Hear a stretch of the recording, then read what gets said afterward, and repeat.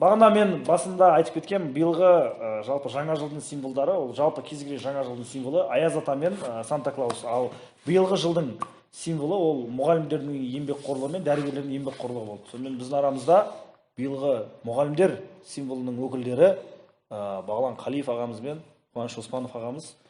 Жалпы Қуаныш Оспанов 261-ші мектепте, Серал Лапин атындағы 261-ші мектепте дене шынықтыру пәнінің оқытушысы болып қызмет атқарады.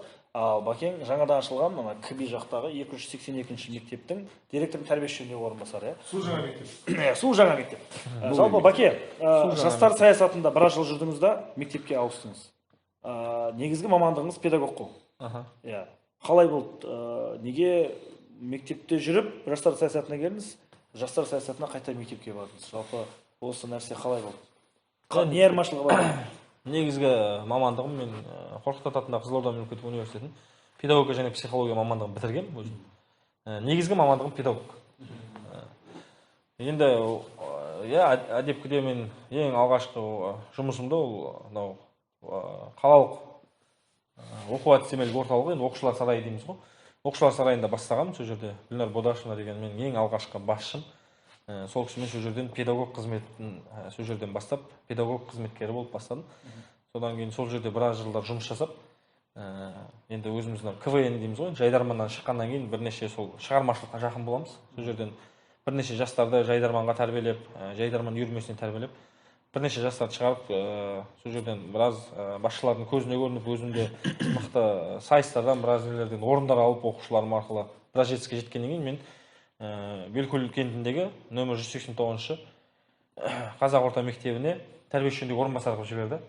Сол жаққа тәрбиеші жөніндегі орынбасар қызметін атқардым. Ол жерде 2 жылдан аса 3 жылға жуық уақыт жұмыс жасадым. Тәрбие саласында жаңағындай енді қызық, өзі тәрбиеші жөніндегі орынбасар қызық қызмет қой өзі. Қызығы да бар, қиындығы да бар. Баламен жұмыс жасаған өзіме жалпы ұнайды. Ол жақта да абыройлы қызмет атқардым деп есептеймін өзімді. Білім саласында біраз жұмыс жасадық.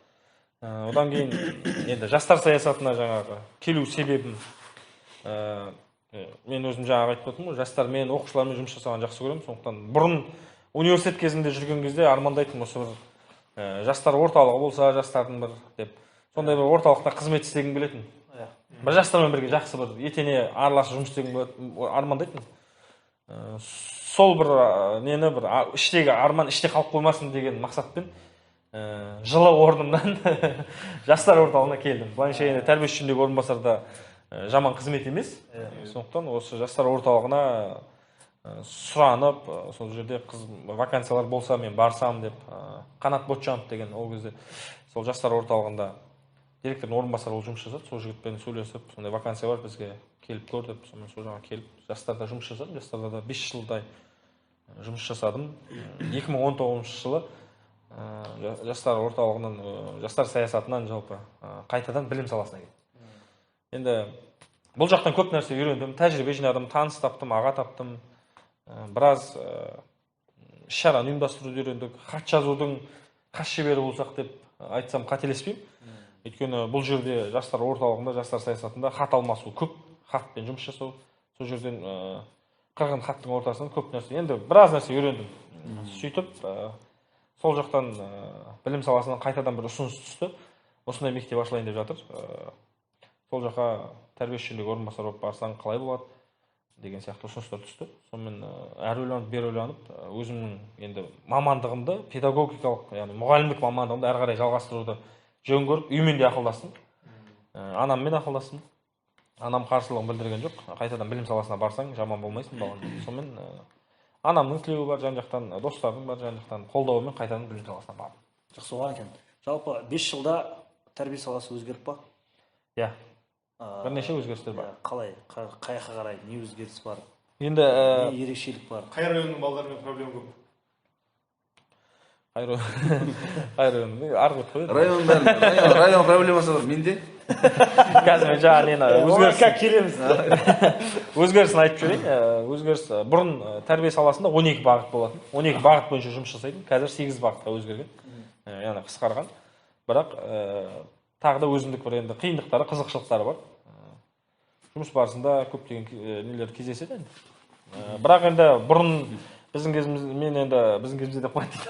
Бір 60-қа келіп адам сұрайтын ба.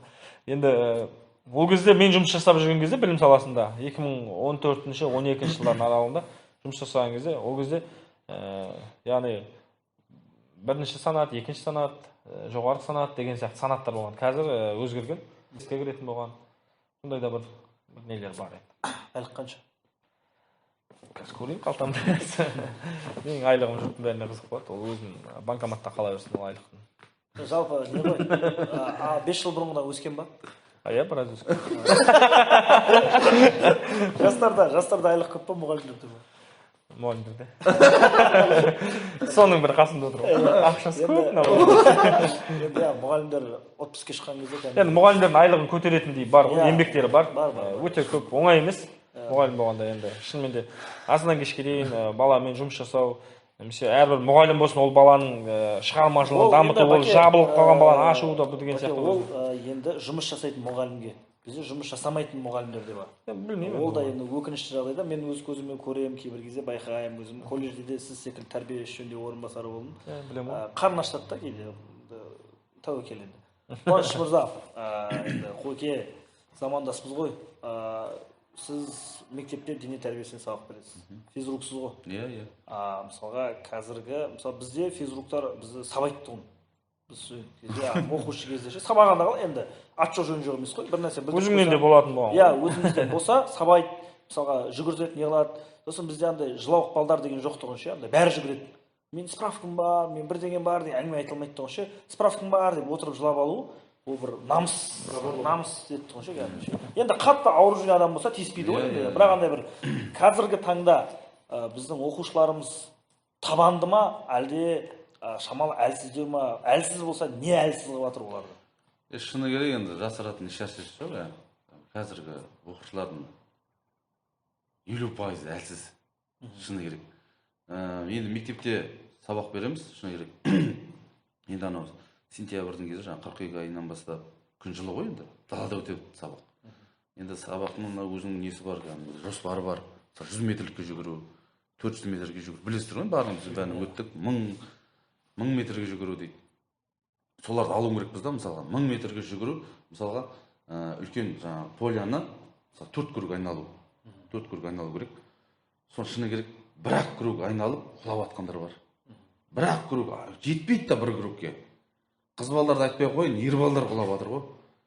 Сосын жаңағыда келеді, қасына келеді, ағай мен шаршап тұрмын. Енді түнесің ғой енді. Бол жүгірмей-ақ қой онда деп. Жүгіретіндер бар енді. Арасында бар. Шыны керек, 7 круг болса 7 круг жүгіріп кететін спортсмен балдар бар. Өйткені кішкентайынан спортқа айналысып кәдімгідей сонымен шынығып алған ше. Күнделікті сабаққа келіп жүрген балдар жүгіріп келеді, шаршап келеді, аяқтары дірілдеп, үйіне барып та кәдімгідей ауырып, температура беріп кәдімгі сөйтеді. Сосын не болды? Ойбай теңізші тұрда жүгіріп едім. Ағай жүгіртті осындай. Шындап келгенде бағдарламада бар нәрсе да. Денені қыздырып барып ойнайды ғой балдар деген. Сол денені қыздырып сөйтіп келеді.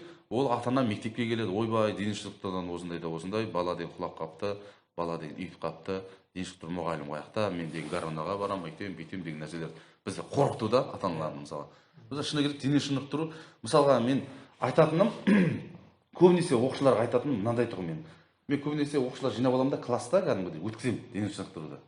Лекция қылып жазып алыңдар деп.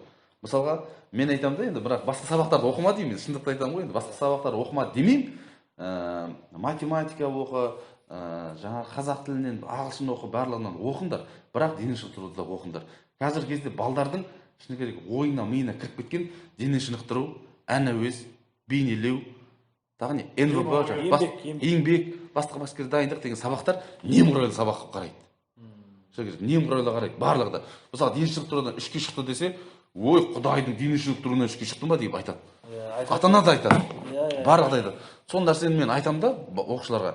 Мысалға сендер дене шынықтыру, жаңағы ән әуез, жаңағы еңбек деген сабақтардан сендер жаңағы айтасыңдар немқұрайлы деп. Бірақ осы үш мамандық сені биік көрсетеді, жарыққа шығарады. Өйткені неге ән әуез, ән айтасың.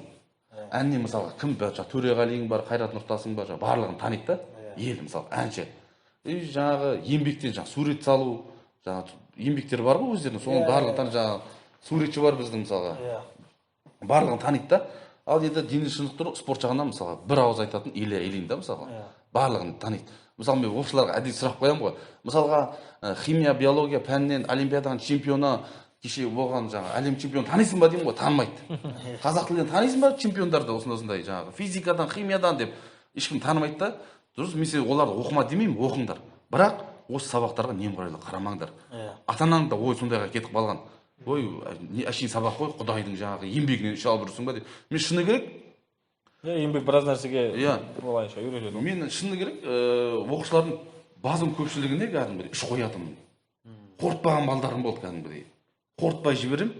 Зато ата-ана келеді, маған келеді, мен қорытпаймын деймін, балаңыз осындай. Өйткені баланы мен қорқытпай жаздыртып аламын. Формасы жоқ, жүгірмеген, қатыспаған, сабаққа келмеген, қашып кеткен деген сияқты. Бәрін жазып қорытпаймын деп.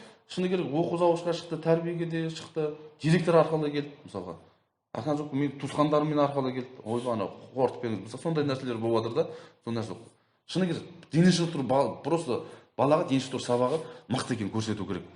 Бізде мысалы андай да мұғалімдер бар мектепте. Айналдырған бір шамалақ баланы игере алмайтын мұғалімдер бар. Спорт зал деген шу, қырқын, сүргін. Шыны керек, мектепте енді көріп отыр ғой, енді мектепте мұғалімдер, оқушылар болатын болса, шыны керек, мен әрбір жаттығуды жазғыздырып, жаттатқызам балаға. Жаттайды бала. Бір жаттығудың ережесі бар. Сол әшейін тұрып алып, екі қол белді, аяқ деген былай қоямыз, мойынды қазарамыз дей салған болмайды. Барлығын жаттығуға рет менде бар да, соны мен балдар жаттатқызам. Балдар соны айтады. Как істейік, азан сабақ бастала ма, 5-10 минут сол жаттығуды істейді, міндетті түрде. Сол нәрсе істетемін. Сосын мен напарнигім бар қасымда, напарнигім мысалы сұрайды екен напарнигімнен. Мысалы бағлан бар напарнигім, бағландағы бүгін Қуаныш ағай бармайшы деді. Я бар десе, ойбай, жаңа жаттығу жаттайық, дайындалайық деп айтады. Бала уже қорыққан не қылады да, олайынан болмау керек та, сыйлағандай сыйлау керек. Солар үйренсін деймін, солар білсін дейсің ғой. Сол мен шыны керек. Жалпы осы жерде ата-ана демекші, ешкім жалпы барлық адам ұйқыдан тұрған кезде кәдіммен бір нәрсе бүлдіремін, немесе кәдіммен бір ұрсам деп оянбайды да ешкім. Белгілі бір ситуацияның төңірегінде ол пайда болады да, бірақ кейбір адамдар бар, арнайы сол скандал іздеп келетін ше. Жасыратын нәрсесі жоқ. Сіздер сабақ беретін район өте күрделі район, Шанхай, Әл-Фараби, оның ар жағы Бәйтерек, оның ар жағында Қарауылтөбе өз мектебіне барады ғой, бірақ енді былай территория ауқымды, өте ауқымды, әртүрлі әлеуметтік санаттағы, әртүрлі интеллектуалдық және психологиялық санаттағы адамдар тұрады. Мысалға, сондай кезде ата-ана бір конфликт жағдай болып келген кезде қалай шешесіздер? Мысалы, сіздерде бір өздерінің жатталған сөзі бар. Фейсбукқа пост жазам, жамандап мектебімді, Гороноға барып арыз жазам дейді. Мысалға, ол бірден сөйтіп айта ма, әлде бір келіспегеннен кейін ба, ол сөйтіп бірден қорқытып келе ма ата-ана? Әлде бірінші сөйлесе ола ма? Ондайда ата-аналар болды біздің. Мен мысалға 5 жыл жаңа айттым ба, тәрбиеші жөніндегі орынбасар қызмет атқардым. Сондайда ата-аналар келді. Мен бірден Гороноға барам, айтпақшы Горона керек емес ма, бірден акиматқа барам, Нұр Отанға барам деп кәдімгідей қорқытатындар бар да. Сосын мен айтамын, не үшін барасыздар ол жаққа, не мәселе, шыны керек шамалы былай сөйлесейік, отырыңыз, не мәселе, айтыңыз. Енді шыны керек коридорда деген айқайлап баратын ата-аналар бар кәдімгідей. Оқушылардан ұялып баратасың, ішке кәдімгідей жеткенше асығып келе жатасың ғой, ішке кіргеннен кейін түсіндіріп айтасың барынша. Мен қасымда Жарқынай деген қыз істеді бірге, ол кісі қыздар жағына қарайды тәрбиенің, мен ұлдар жағына қарадым. Сол кезде көптеген нәрселер келеді, әйел кісілер келсе ыңғай келсе Жарқынай апайға жіберемін. Жарқынай өздері сөйлеседі, ер адам келетін болса мен сөйлесем. Өйткені шыны керек көп жерде ата-анаға шақыртқан кезде әйел адам келеді, мамасы келеді. Ал балада бір бұзықтық жасап қойған жағдайда да ата-анасы шақырсақ бірінші мама келеді. Ол бала мамадан қорқып тұрған жоқ. Біз тұрған өзінде қорқып тұрған жоқ ол. Менен қорқса да мамасынан қорқып тұрған жоқ. Ал сондай кезде папасы келетін болса, папалар да келгендер болды. Кәдімгідей Қуаныш, бауырым, мына баланың еті сенікі, сүйегі менікі деген ата-аналар болды. Риза болып қаласың да, ал соны естіп тұрған бала бірден уже тиылып, өзгереді, бұзық болмайды мысалы. Резко өзгеріп шығады ше. Бірақ сонда ата-аналар келді, шыны керек барынша басасын, кейбіреулер бар, мектепке келмес бұрын Гороноға кетіп қалатындар бар. Горонодан звондайды, осынысы ата-ана келіп тұр сенің мектебіңнен. Біз мектепте жүр. Неғып жүр? Ата-ананы шақырыңдар, о ата-ана шақыртасың, айтып түсіндіресің барынша. Көп ата-ана түсіндіріп жібереміз ғой. Шыны керек, күшті ата-аналар бар кәдімгідей. Сені жақсы көріп тұратын. Сондай ата-аналар бар, Аллаға шүкір келеді. Баласы бұзық болсын, бұзық болмасын келіп, мектептен өзінің жағдайын, баланың жағдайын, сіздің жағдайыңызды біліп, мектептің ішіндегі не жағдай болады соны біліп кететін ата аналар бар. Енді пандемия кезінде дене тәрбиесі қалай болды? Сол сұрақ. Дене тәрбиенің кезінде, пандемияның кезінде дене тәрбие сабағы шыны керек көп адам соны сұрақ қойды бізде. Не істейсіңдер, не істейін жатсыңдар деп ше. Енді бізге де басында бұл сабақ қалай болады екен деген нәрсе бізге де қызық болды. Енді тақырып қойды, тақырып бойынша WhatsApp-тан жаңағы әр классқа не ашып қойғанбыз, чат ашып қойғанбыз. Сол классқа мысалға рет-ретімен мысалға бірінші сабақ информатика, биология, дене шынықтыру. Мен сабағым келді ма, сол уақытқа қоямыз. Балаларыма амандасам, саламатсыздар ма оқушылар, осындай. Барлығын саламатсыз ба дегенше қарайсың. Мысалға 15 оқушы қатысып отыр ма? Бірақ класста бала 20. Бесеуі қатысып қойды. Бесеуі қаяқта сұрайсың. Иә. Сосын 5-10 минут жалпы дайындық жаттығулары болады деген тұрды. Обязательно. Сол нәрсені сұраймын. Сосын барып тақырыпты айтамын. Тақырып бүгінгі тақырып осындай. Бүкіл оқушы яғай деген нәрселерге кету керек та. Өйткені бәрі оқып отырған, көріп отыруым керек. Содан кейін барып өзіміздің арнайы тапсырмамыз бар, сол тақырыпқа байланысты. Видеоролигіміз бар, жаңа басқа да сол нәрсені жібереміз. Осыны мұқият қараңыздар. Осыны мұқият қарайық. Сонымен өзі сол уақытқа келеді біз. Содан кейін Нешінші сыныптар сабақ өтіп өткен? 10 сынып, 7 сыныптар бар. Азанғы нелер ғой, 9 бар.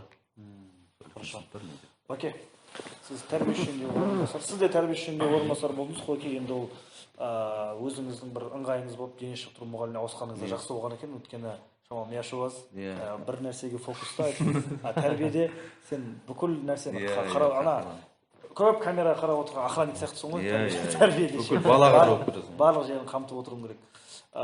Баке, мысалы тәрбиеде жұмыстың бағыттары бар, басқасы бар, ауыртпашылығы бар. Балаға бір нәрсе болып қалса, тәрбие іс жөніндегі орынбасар ескерту алады, сөгіс алады, жұмыстан шығуға дейін барады. Біреудің қызы екіқабат болып қалса, сол мектепте оқитын тәрбие завучы қайда қарап жүр. Біреудің баласы көшеде сағат 11-ден кейін соқса, тәрбие завучына телефон шалады да, мынандай апоркілеудір кеп кетіңіз дейді. Ол үйін тастап, ол біреудің әйелі ма, біреудің келіні ма, олардың шаруасы жоқ. Ол келу керек. Ол келіп барып ата-анасын шақыртып, сондай қылу керек та, мысалға. Орада инспектор де барады, мысалға. Тәрбие іші жөніндегі орынбасар мектептің территориясында болған, мектептің сабақтың уақытында болған нәрсеге ғана жауап бере қоймай, сонымен қатар сабақтан тыс, мектеп территориясынан тыс, демалыс, каникул күндердегі ситуацияға жауап береді. Сол нәрсеге сіз қалай қарайсыз? Мен қарсымын. Өйткені ол өзінің границ шегі болу керек. Мынандай жерге жауапты, мынандай уақытқа жауапты деген. Ата-ана қайқа қарайды? Баласын ол завуч үшін туған жоқ қой, өзі үшін туды мысалға. Сондай нәрсе ойланбай ма? Мен кейбір ата-аналар топас па деп ойлаймын осындай кезде ше. Ойыңыз қалай? Өте орынды сұрақ қойып отырсың шынымен де. Бұл барлық мұғалімдердің болсын, барлық осы тәрбие жөніндегі орынбасарлардың болсын, бәрінің көкейінде жүрген осы бір сұрақ деп ойлаймын. Енді біз ер адам болған соң бізге онша біліне қоймайды. Біздер күндіз-түні сол баланың несінде жүрген, бірақ шынымен де әйел кісілерге оның ішінде жаңа жас отбасын құрған келіншектер де болады. Оларға да қиындау түсінбеу деген сияқты шынымен де. Енді мен де ойлаймын, енді осыны кішкене бір заңдылықтарын қарап бір шектеу керек сияқты шамалы. Өйткені шынымен де көп жерде тәрбие жөніндегі орынбасарды кінәлап жатады. Бала бір нәрсені бүлдіріп қойып жатса, не қылып жатса. Жаздың күні болған, ол менің өзімнің басымда да болған кезінде, анау Белкөлде жұмыс жасап жүрген кезде, жаздың күні бала демалысқа кеткен кезде сондай бір оқиғалар болған. Тәрбие жөніндегі орынбасар қайда қарап жүр деген сияқты. Енді ол кезде біз еңбек демалысындамыз. Бірақ дегенмен де қолхат. Жазғы уақытта 3 ай каникулда мен балама өзім жауап беремін деген. Сол бір ғана қағаз құтқарып алып шығарды. Көп жерде. Тәрбие завучы ретінде кездескен ең үлкен проблема. Білім саласында жұмыс жасап жүргенде кездесті. Мынау бір тағы да әлімжеттікке байланысты бір кішкене қиындау бір оқиға болды. Сол Белкөлде жұмыс жасап жүрген кезде. Кішкентай балалар, түскі ауысымдар, кішкентай түскі класстың балалары бар, солар жаңа сумкаларының екі жиегіне не салып келеді ғой, сулар ше. Сулар салып келеді ғой, кішкентай балалар. Сондай су салып келеді. Жоғары класстың балалары, енді 7-ші класс, олар да түсте оқиды. Солар әлімжеттік жасайды екен кішкентайларға. Біз енді ол мен өзім ондай нәрсе дұрыс емес, үлкен қателік нәрсе. Өзімнен әлсізге әлімжеттік жасау деген ең дұрыс емес нәрсе. Осы нәрсені мен бір анықтадым. Өйткені кішкентай балалар сабағында апайынан көп сұранады екен, су ішейін, бірақ айтуға қорқады екен да жаңағы. Сонымен зерттеп көрдім, осылардың сулары қай келеді осы. Бірақ үйлерінен әкеледі. Сөйтсе жаңағы 7-ші сыныптың балалары кезек қатарда тұрмай ма мектепке кіруге, сол арттарынан келеді екен да, сумкаларындағы жаңағы фанта, кола деген сияқты, спрайт, үйінен құйып келген шай, сондайларын бәрін алады екен да, жоғары класс жаңағы 7-ші сыныптар өздері мектептің артынан барып ішеді екен. Сондай нәрсені анықтадым. Енді онымен де үлкен жұмыс жасадым. 7-ші сынып балалармен арнайы апта сайын жиналыс жасап, ер балалармен. Оның дұрыс емес екенін оларға қаттырақ жеткіздім. Олардың да інісі бар екенін жеткіздім. Сендердің де інілерің бар, біз қайта ініге қамқор болайық, оларды көтерейік деген сияқты. Бірақ осы мәселені сол 7-ші сыныптың балаларымен кездесу арқылы, түсіндіру арқылы шештім. Осындай бір не болған енді. Осы жерде вопрос туындайды. Район деген. Бізде острый проблема. Былтыр біздің колледжде бір бала абайсыздықтан ба, әлде енді нақты соты болған жоқ. Әлде болды ма? Болды, басқа болып кетті. Сол мәселе. Иә, сол. Жаңа бір-бірімен ерегіседі, сөйтеді да жүрек тұсына пышақ тығады, бала қайтыс болады. Бір-бірімен ерегісіп пышақтасады. Сол районның проблемасы қазіргі таңда оқушылардың арасында өзекті мәселе ма? Қалай күресуге болады, әлде ол осылай кете бере ма? Қалай ойлайсыздар? Өздеріңіздің болжамдарыңыз. Негізі район деген нәрсені жоғарыдағы сол районды басқаратын ағалар бар ғой, жаңа әр район басқаратын. Солар ағалар бастары жиналып, мынандай районды құрту керек. Болмайды, жастарға деген ешқандай тәлім тәрбие беріп жатқан жоқ. Бір-бір қазақ бір-бірінің етін жеп жатыр деп бір-бірін жаңағы сөздерін шешіп алса, бұл нәрсе болмайды. Шыны керек. Бізде де мектепте болды район дегендер. Төбелеседі, не қылады, шыны керек. Мектептен тыс уақытта төбелеседі, звондайды, ойбай мына жақта төбелесіп жатыр, мынандай балдар барасың, ұстап аласың, ата-анасын шақыртасың. Жаңағы милициялар бар, жаңағы ойбай, ата-ана жылап тұрғаннан кейін басынша не қылмайсың ғой енді. Жылайды жаңағы, ойбай, мен балам өзім қараймын осындай да осындай деп. Бірақ ондай төбелес болып тұрады, шыны керек. Енді төбелескенде бір қолмен соғып, аяқмен теуіп қоя салса жақсы ғой. Өтпейді қазіргі балдар. Қазіргі балдар денсаулықтарына сенбейді. Сосын қазіргі балдардың мен түсінбейтінім, шынымен төбелескің келіп бара жатыр ма? 5-5 шақыр, болмаса 1-1 шақыр. Бір бала кетіп бара жатады бір районнан. Коммунизмнен мысалы бір район кетіп бара жатады. Мысалға тағы не бар, Шанхайдың районына сол балаға 20 бала келеді да жабылып ұрып кетеді. Ондай не дейді? Шыны керек өздерінің тілімен айтқанда шакал дейді. Иә, шакалский тірлік ол.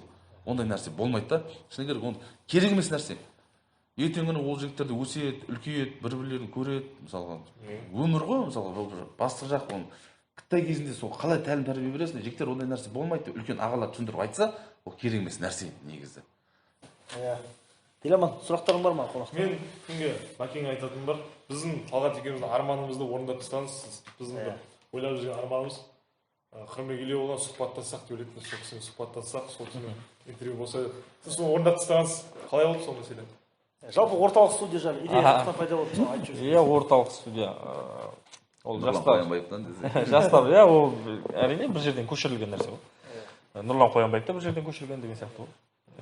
Ол Нұрлан Қоянбаев көшірген адамдар да көшірген ғой. Иә, көшірген. Көшіріп десе. Көшірме, жалпы өзі өмір көшірмеден тұрады ғой.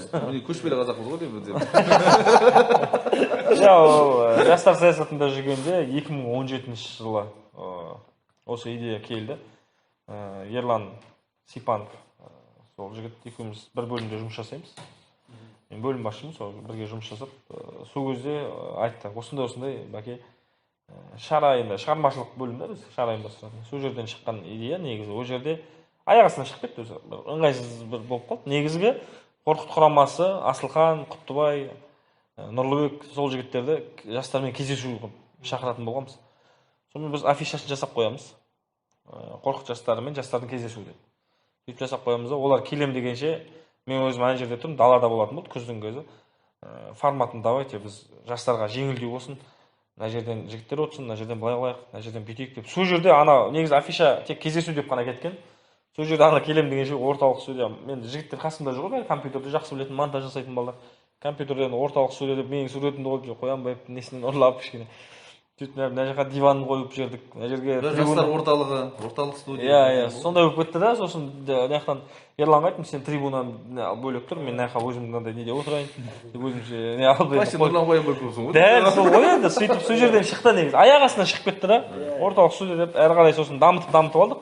енді ол орталық студия деген аты жастар орталығы болғаннан кейін орталық студия деп қойдық. Анау түнгі студия, біздікі орталық студия.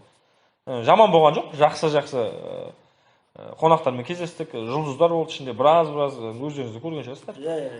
Сондай Инстаграмда, ютубқа да арасын салдық, бірақ енді ютубта ондай қатты дамыта алмадық, мойындау керек. Бірақ Инстаграм, Фейсбукта ол өте жақсы сұранысқа ие болып, жақсы бір не жинады, көрермен жинады. Соңынан Қырымбек Елеуұлы, ол кезде облыс әкімі болып қызметте отырған кезде, сол кісімен кездестік.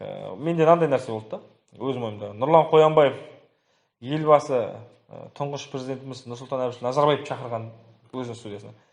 Менде ой болды. Мен енді ондай деңгейге жетпесем де өзіміздің облыс әкімін шақырамын деген. Сондай мақсат болды. Сол ең соңында сол кісімен тамамдадық қой. Қырымбек Елеуұлымен сол кісіні шақырып кездесу. Өте жақсы кездесу болды. Керемет бір форматы да сол еркін ойын ойнаттық ол кісімен. Ол кісі де керемет көңіл күйде. Сол ойынды сұрады, ол кісінің қызық болған жерде. Ерланнан сұрады. Осы ойынды Ерлан маған жазып берші, мен немерелерімді ойнатайын депті. Ол кісі сосын мен тұрып айттым да, құрметті Қырымбек Елеуұлы, сіз сол Ерланмен қосып бізге бере салайын дедім. Үйіңізге Ерланмен бәрімен қосып беріп жүргеніңіз келеді. Сол жерде бір қызық күлкі болған. Жақсы болды негізі. Мен соған барамадым ше. Барғым кеп ниеттеніп жүрдім да.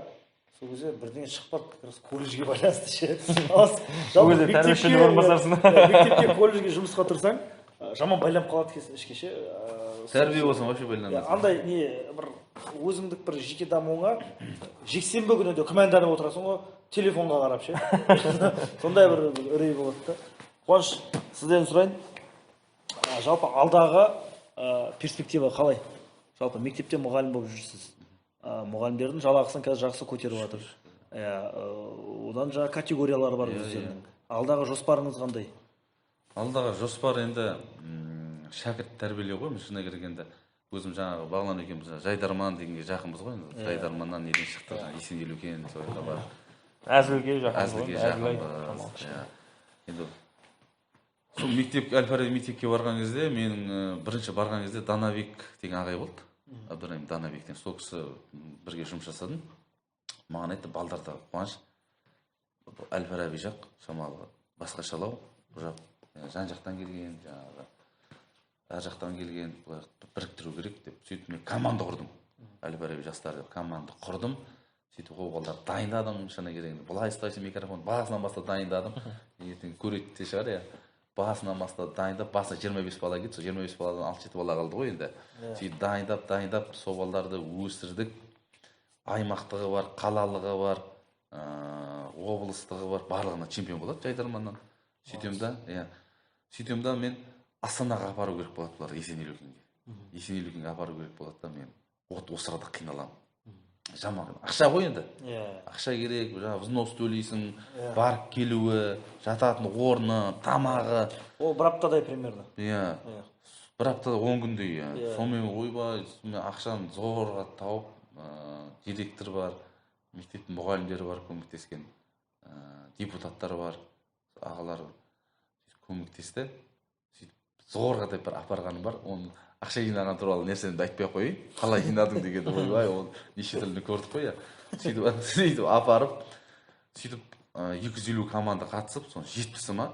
70 команда, 72 команда. Республика бойынша, маусым ашар болады. Маусым ашар болады. 250 команда келді.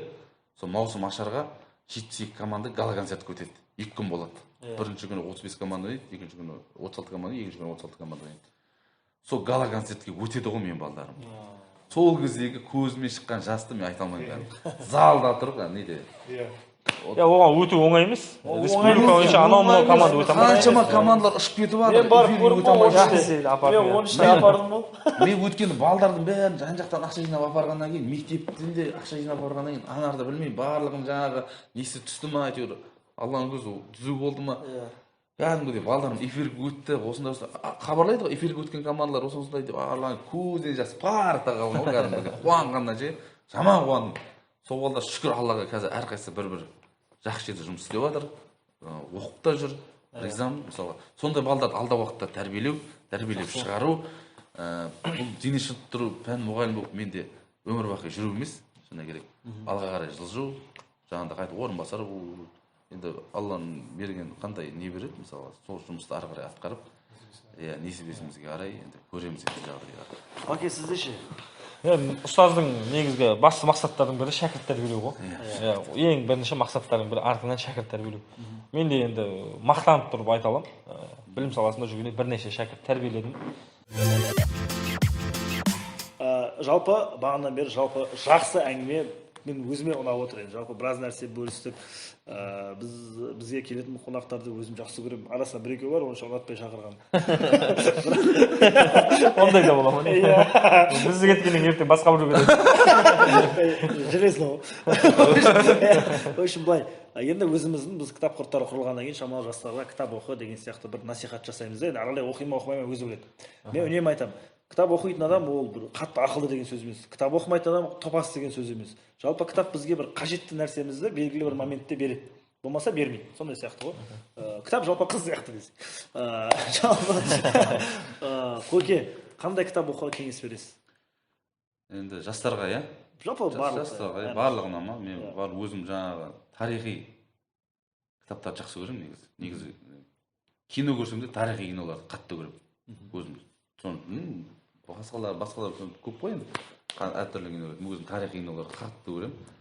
Ютубтан да қарап соны көремін, Гуглдан іздеп те соны неше түрлі тарихи кинолар көп қой. Енді мен қазір жастар болсын, басқа да кісілер болсын барлығына тарихи кинолар, Ілияс Есенберлиннің Көшпенділер, Алтын Орда кітаптарын оқысын деймін. Керемет кітаптар. Иә, біз оқыдық, біз таныстық. Қазақ ханның құрылуы сол. Иә. Сен бәрін оқып қалған жарсыңдар. Сол сөйтіп көрінеді, как будто сондай олай емес бірақ. Мен бірден мойындаймын, мен өзім кітап оқымаймын көп. Көп емес, почти оқымаймын негізі, мойындау керек. Бірден айтайын, мен кітапты Жоқ тастаған адам. Сүйіп оқитын адамдар емеспін. Бірақ посттарды мықты жазасыз ғой, иронияға толы, адамның басына кіріп шықпайтын нәрселерді. Енді мен әзілге жақынмын өзім. Әзілді бір бойымнан шығарып тастамасам, менде бір қиындық болады.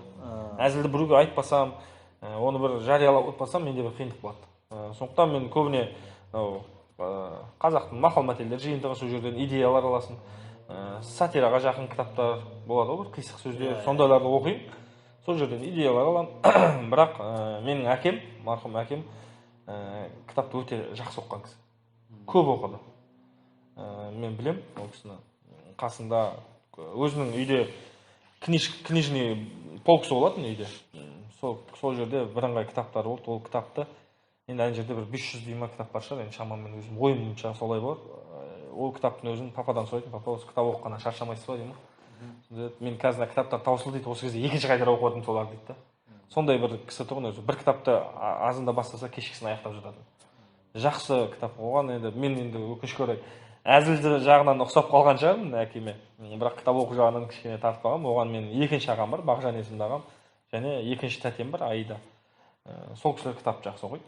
Бірақ мен әкем айтатын, Бағлан, Бауыржан Момышұлының Ұшқан ұя деген кітабын оқы, үлкен тәлім тәрбиесі бар.